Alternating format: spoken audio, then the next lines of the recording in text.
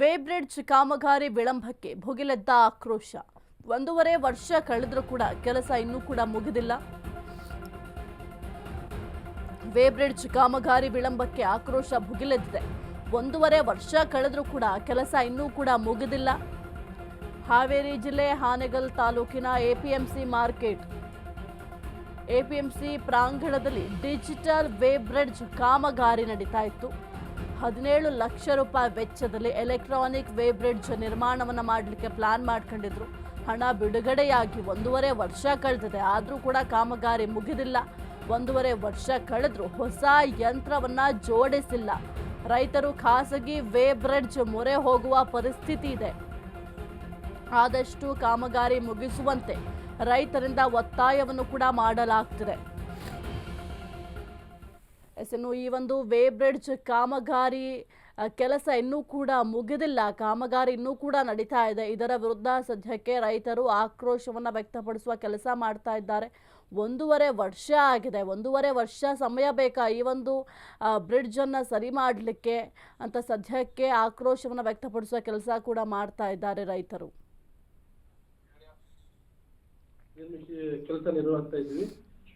ಸುಮಾರು 17 ವರ್ಷದಿಂದ ಇದು ಯಾವುದೇ ಈಗ ಇದನ್ನು ತೂಕದಲ್ಲಿ ವ್ಯತ್ಯಾಸ ಬರೋದ್ರಿಂದ ಸರಿ 1-2 ಸಲ ರಿಪೇರಿ ಮಾಡಿಸಿದ್ವಿ.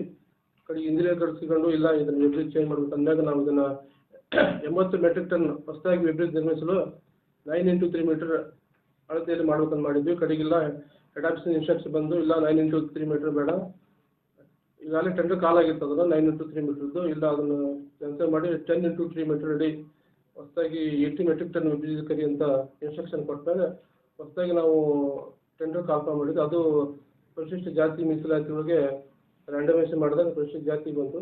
ಅದೇ ಪ್ರಕಾರ ಟೆಂಡರ್ ಕಾಲ್ಫಾರ್ಮ್ ಮಾಡಿದ್ವಿ. ಅದರಲ್ಲಿ 5 ಜನ ಭಾಗವಹಿಸಿದ್ರು. ಈಗಾಗಲೇ ಅದ್ರ ಪ್ರಕಾರ ಕೆಲಸದ ಆದೇಶವನ್ನು ನೀಡಿದ್ದೀವಿ. ಕೆಲಸದ ಪ್ರಗತಿಯಲ್ಲಿದೆ.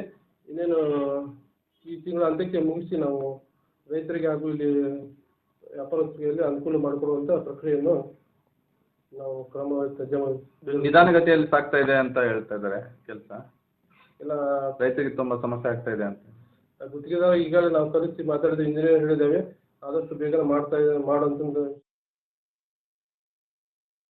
ಇರ್ತಾರೆ ನಮ್ಮ ಪ್ರತಿನಿಧಿ ವೀರೇಶ್. ಸದ್ಯಕ್ಕೆ ಎಲೆಕ್ಟ್ರಾನಿಕ್ ವೇ ಬ್ರಿಡ್ಜ್ ನಿರ್ಮಾಣ ಮಾಡೋದಕ್ಕೆ ಸರ್ಕಾರ 17 ಲಕ್ಷ ಹಣ ಬಿಡುಗಡೆ ಮಾಡಿದೆ. ಇಷ್ಟು ಹಣವನ್ನು ಬಿಡುಗಡೆ ಮಾಡಿದ್ರು ಕೂಡ ಯಾಕೆ ಇಷ್ಟೊಂದು ಕೇರ್ಲೆಸ್ ಮಾಡ್ತಾ ಇದ್ದಾರೆ? ಖಾಸಗಿ ವೇ ಬ್ರಿಡ್ಜ್ ಮೊರೆ ಹೋಗಬೇಕಾಗಿದೆ ರೈತರು, ಅಂತಹ ಪರಿಸ್ಥಿತಿ ಬಂದಿದೆ. ಯಾಕೆ ಇಷ್ಟೊಂದು ನೆಗ್ಲೆಕ್ಟ್ ಮಾಡ್ತಾ ಇದ್ದಾರೆ ಅಧಿಕಾರಿಗಳು?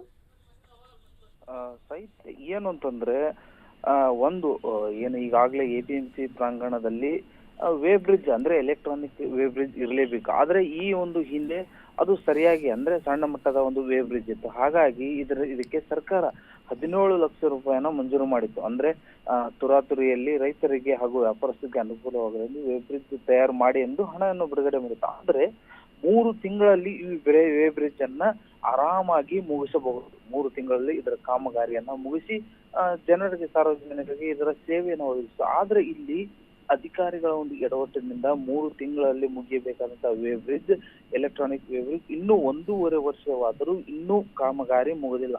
ಇದರಿಂದ ಇಲ್ಲಿನ ರೈತರು ಹಾಗೂ ವ್ಯಾಪಾರಸ್ಥರು ಬೇರೆ ಒಂದು ವೇ ಬ್ರಿಡ್ಜ್ ಅಂದ್ರೆ ಖಾಸಗಿ ವೇ ಬ್ರಿಡ್ಜ್ ಅನ್ನ ಮೊರೆ ಹೋಗ್ತಿದ್ದಾರೆ. ಖಾಸಗಿ ವೇ ಬ್ರಿಡ್ಜ್ ನಲ್ಲಿ ಕೂಡ ಅಧಿಕ ಮೊತ್ತವನ್ನ ಕೇಳ್ತಿರ್ತಾರೆ. ಆದ್ರೆ ಇದು ಸರ್ಕಾರಿ ಒಂದು ವೇ ಬ್ರಿಡ್ಜ್ ಇದ್ರೆ ರೈತರಿಗೂ ಕೂಡ ಅನುಕೂಲವಾಗುತ್ತೆ. ಆದ್ರೆ ಇದುವರೆಗೂ ಯಾವುದೇ ರೀತಿಯಾದ ಕಾಮಗಾರಿನ ತುರಾತುರಿ ಮಾಡುವಲ್ಲಿ ಇವರು ಮುಂದಾಗ್ತಾ ಇಲ್ಲ. ಹೀಗಾಗಿ ಇಲ್ಲಿನ ರೈತರಾಗಿರ್ಬೋದು, ಸಾರ್ವಜನಿಕರಾಗಿರ್ಬೋದು, ಇಲ್ಲಿನ ಸಂಬಂಧಪಟ್ಟ ಅಧಿಕಾರಿಗಳ ವಿರುದ್ಧ ಹಿಡಿಶಾಪ ಹಾಕುತ್ತಲೇ ಸಾಗುತ್ತಿರ್ತಾರೆ.